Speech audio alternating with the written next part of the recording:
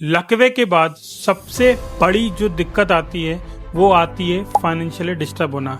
ऐसा नहीं होता कि पैरालिसिस होने के बाद पेशेंट सिर्फ फिजिकली जाता है, पेशेंट फिजिकली के साथ साथ मेंटली भी जाता है और फाइनेंशियली भी जाता है, जो कि सबसे बड़ी प्रॉब्लम होती है। कई पेशेंट मेरे पास आते हैं और बोलते हैं कि सर मैं घर पर इकलौता कमाने वाला था, लेकिन इस कंडीशन के बाद मेरी पूरी फाइनेंशियली कंडीशन बहुत ही ज़्यादा डिस्टर्ब हो गई है, यहाँ तक कि मैं बहुत ही कर्जे में हूँ। आज के इस वीडियो में मैं इसी टॉपिक के ऊपर बात करूँगा। यदि आप इन चीज़ों से सर्वाइव कर रहे हैं तो आप इनसे किस तरीके से निकल सकते हैं। नमस्कार दोस्तों, मेरा नाम डॉक्टर सुमित सौरिया, मैं एक न्यूरो फिजियोथेरेपिस्ट हूँ और आज मैं इन्हीं सारे टॉपिक्स के ऊपर बात करूँगा ताकि आपको कुछ मदद मिल सके इस वीडियो के माध्यम से। तो यदि आप हमारे चैनल पर नए हैं तो हमारे चैनल को लाइक शेयर एंड सब्सक्राइब कीजिएगा और इस वीडियो को उन तक ज़रूर पहुंचाइएगा जो पैरालिसिस की कंडीशन से सर्वाइव कर रहे हैं, फिजिकली के साथ साथ मेंटली या फिर फाइनेंशियली भी।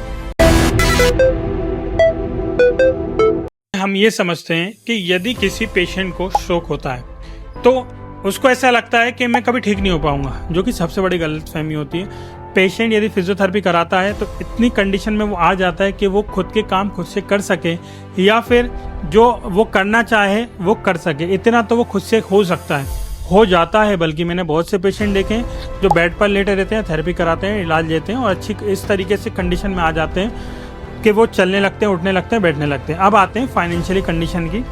देखिए, कई पेशेंट मेरे पास फ़ोन लगाते हैं, मुझसे बोलते हैं कि सर मैं रैपिडो चलाता था या फिर मैं गाड़ी चलाता था, मैं ड्राइवरी का काम करता था, लेकिन इस कंडीशन के बाद मैं नहीं चला पा रहा हूँ। मैं इकलौता कमाने वाला था, मेरी कंडीशन के बाद मेरे बच्चों को मैं किस तरीके से पालूंगा, मैं अपने परिवार को किस तरीके से पालूंगा, तो उसका जवाब मैं आपको इस वीडियो में देता हूँ। ठीक है, देखिए, पैरालिसिस मैं मानता हूँ आपकी लाइफ चेंजिंग कंडीशन है, लेकिन आप इसको इतना ऊपर मत कीजिए कि वो आपको मेंटली डिस्टर्ब कर दे, फाइनेंशियली डिस्टर्ब कर दे। कई लोगों को आपने देखा होगा जिनके हाथ पैर नहीं होते। मैंने कई पेशेंट को देखा या कई लोगों को देखा जिनके हाथ नहीं होते, पैर नहीं होते, लेकिन फिर भी वो अपने काम करते हैं, अपने दिनचर्या का पूरा काम कर एक पैसा कमाते हैं और अपने घर परिवार को पालते हैं। कई पेशेंट को मैंने ऐसा देखा, उनके सारे मूवमेंट्स होते हैं, पैर का भी मूवमेंट्स होता है, कंधे का मूवमेंट्स होता है, एल्बो का मूवमेंट। सिर्फ दिक्कत कहाँ आती है, फिंगर्स नहीं खुल पाती है, फिंगर्स की मसल बहुत ज़्यादा वीक होती है। और मुझसे वो बोलते हैं कि सर मैं पहले ड्राइवरी करता था, अब मैं ड्राइवरी नहीं कर पाऊंगा, अब मैं किस तरीके से अपने घर परिवार को पालूंगा। देखिए, ऐसा नहीं होता। यदि आपके एक हाथ काम नहीं भी करता तो भी आप काम करना शुरू कीजिए। स्टार्टिंग में हो सकता है आपको दिक्कत आने लगे, हो सकता है जब आप गाड़ी चलाएं तो आपको चलाने में बहुत ज़्यादा दिक्कत हो। आपको राइट साइड पैरालिसिस हुआ है, मैं मानता हूँ आपकी बहुत ज़्यादा कंडीशन ख़राब है, आप उसको थोड़ी एक्सरसाइज करिए, उसको थोड़ा बेहतर बनाइए, इतनी कंडीशन तो हो जाएगी कि आप गाड़ी चलाना शुरू कर देंगे। एक पेशेंट मेरे पास आया, उनका बोलते हैं कि सर मेरा ठीक से हाथ नहीं खुल रहा, बंद नहीं हो पा रहा, तो मैं कैसे गाड़ी चला सकता हूँ, मैं कार कैसे ड्राइव कर सकता हूँ। जब मैंने उनको, मेरे पास एक ऐसे पेशेंट आए थे जिनका राइट साइड का हाथ ही नहीं था और वो भी अच्छे से पैसा कमाते थे, ड्राइवरी करते थे, वो भी अच्छे से अपना दिनचर्या करते थे और फाइनेंशियली अपने आप को थोड़ा बेहतर बनाने की कोशिश करते हैं। हाँ, ये हो सकता है वो दिन के 1000 रुपये कमाते थे, वो 1000 ना करके वो 400, 500 या 600 रुपये कमा रहे हो। कुछ ना करने से बेहतर तो कुछ करना होता है। यदि आपको ऐसा लगता है कि इस कंडीशन से मैं कभी ठीक नहीं हो पाऊंगा, तो सबसे पहले अपने माइंड से इस चीज़ को दूर कीजिए। आप थोड़ा थोड़ा करके काम करना शुरू कीजिए। मैं ये नहीं बोलता आप बहुत तेज़ी से काम करें, बहुत हार्ड काम कीजिए, ये मत कीजिए। आप स्टार्टिंग जो भी बेसिक से बेसिक जो आपकी कैपेबिलिटी होती है, जो आप कर सकते हैं, यदि आप अच्छा लिख सकते हैं तो अच्छा लिखना शुरू कीजिए। आप दुकान चला सकते हैं तो दुकान चलाना शुरू कीजिए। आप यदि गाड़ी चला सकते हैं तो गाड़ी चलाना सीखिए, या फिर अपने नियर बाय कोई स्टोर है तो वहाँ पर जाके उनसे बोलिए कि आप भले कम पैसा दीजिए, मुझे कम सैलरी दीजिए, लेकिन मुझे रखना शुरू कीजिए, मुझे रखिए, मैं आपकी जो भी पॉसिबिलिटीज़ होगी मैं आपकी मदद करूँगा, मैं आपके काम में, बिजनेस में हेल्प करूँगा। हो सकता है आप डिसेबल हो अपने हाथ से, अपने पैर से, लेकिन माइंड से आप स्ट्रांग हो, आप कैलकुलेट कर सकते हैं, आप बिजनेस कर सकते हैं, आप टैली कर सकते हैं। हर इंसान को आज लोगों की ज़रूरत है। आप यदि उनकी जो ज़रूरत है उनको फिलफिल कर देंगे तो इंसान आपको रखेगा। और मैं मानता हूं कि आपको 15,000 सैलरी नहीं मिलेगी, आपको 20,000 सैलरी मिलेगी, लेकिन आपको 7-8 हज़ार सैलरी भी मिलती है तो भी पैरालिसिस पेशेंट के लिए बहुत काफ़ी होता है।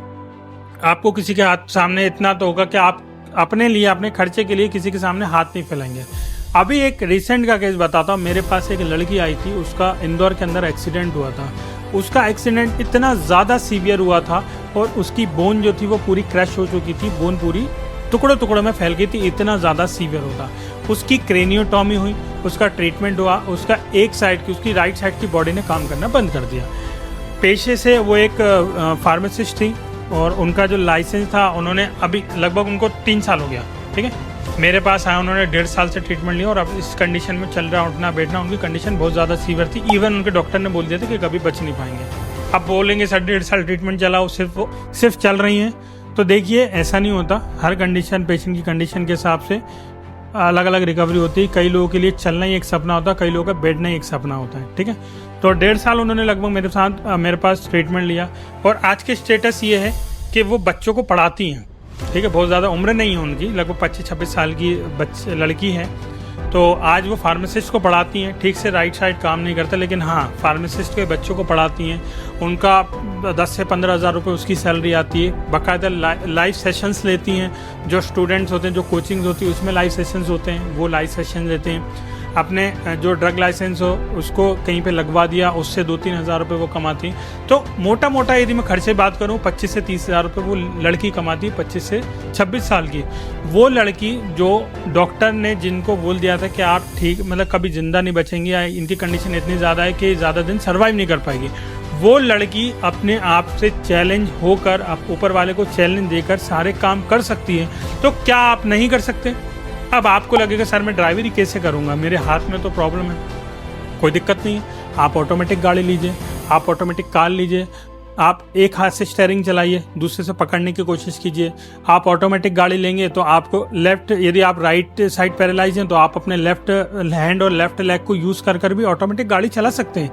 ये सब डिपेंड करता है आपके माइंड सेट पर। यदि आपका माइंड सेट अच्छा है, आपको लगता है कि मैं ठीक हो सकता हूँ, मैं काम कर सकता हूँ, मैं अपनी जीवन शैली को चला सकता हूँ, तो दुनिया में ऐसा कोई भी डॉक्टर नहीं है, दुनिया में ऐसा कोई भी इंसान नहीं है जो आपकी कंडीशन को डिटोरिएट कर दे, आपको डिमोटिवेट कर दे या फिर आपके पैसे कमाने को रोक सके। आप बस खुद पे भरोसा रखिए, आप वो सब कर सकते हैं जो आप करना चाहते हैं, लेकिन आपको खुद से लड़ना पड़ेगा। आपने स्टीवन हॉकिंस का नाम सुना होगा, एक ऐसा साइंटिस्ट जिसके हाथ पैर कुछ भी काम नहीं करते थे, ना ही वो बोल पाते थे, ना ही वो लिख पाते थे, वो सिर्फ सोच पाते थे। आज वो सबसे बड़े साइंटिस्टों में उनका नाम आता है। यदि वो सोचते कि मैं तो कुछ कर ही नहीं पाऊंगा, उनको बचपन से ही ये प्रॉब्लम थी, वो ठीक से ना, मतलब पहले तो वो ठीक थे लेकिन धीरे धीरे उनकी कंडीशन डिटोरिएट हो गई और इस कंडीशन पे वो पहुंच चुके थे कि उनके हाथ पैर कुछ भी काम नहीं करते थे, लेकिन उनका माइंड काम करता था। और उनका माइंड इस लेवल पर काम करता था कि वो सबसे बड़े साइंटिस्ट ऑल ओवर इंडिया में, ऑल ओवर कंट्रीज़ में उनका नाम से, स्टीवन हॉकिंस के नाम से उनको पहचाना जाता है। यदि आपने उनको नहीं देखा तो आप गूगल पर जाकर सर्च कर सकते हैं। वो इंसान जो ठीक से बैठ नहीं पाता, ठीक से चल नहीं पाता, ठीक से बोल नहीं पाता, मूवमेंट बिल्कुल भी नहीं है, सिर्फ व्हील चेयर पर लेटा रहता था, वो इतिहास रच सकता है, तो आप क्यों नहीं। मानता हूँ आप बहुत ज़्यादा कुछ नहीं कर सकते, लेकिन ऐसा भी नहीं कि आप कुछ नहीं कर सकते। तो मेरी बातों को बहुत गौर से सुनिएगा जो मैंने आपको बताई हैं। आप अपने आप पर भरोसा रखिए, आप अपनी बीमारी को साइड कीजिए, आप अपनी बीमारी को दबाइए, उससे हारिए मत, आप उसको हराइए।